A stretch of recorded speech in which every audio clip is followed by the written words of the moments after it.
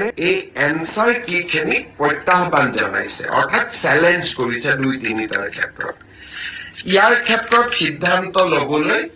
11 March তাৰিখে expert committee তেওঁলোকে এখন বৈঠক আহ্বান কৰিছে যে যিসকলে এনসাৰ কি চ্যালেঞ্জ কৰিছে তেওঁলোকৰ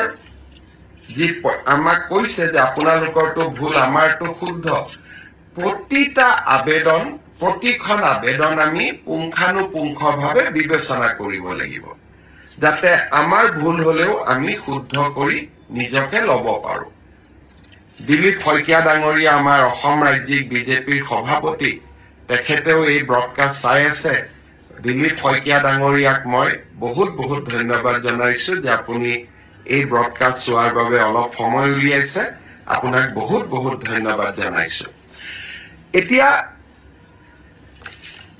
11 মাৰ্চ তাৰিখে এক্সপাৰ্ট কমিটি বহাৰ পিছত আপোনালোকক মই জনাব পাৰিম যে আমি কেতিয়া পোষ্ট গ্ৰেজুৱেট টিচাৰৰ পৰীক্ষাৰ ফলাফল দিব পাৰিম সেই ধৰণে এলপি এমই পৰীক্ষাৰ ফলাফলৰ বিষয়েও আজি যেনেকৈ অসম আৰক্ষীৰ বিষয়ে মই একেলগে জনাইছো 11 মাৰ্চৰ পিছত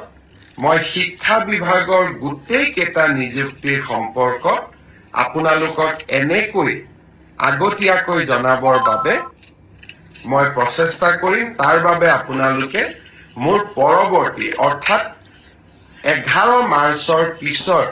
কোনোবা এটা ফেচবুক লাইভৰ অনুষ্ঠানৰ বাবে অপেক্ষা কৰিব লাগিব পুনৰ এবাৰ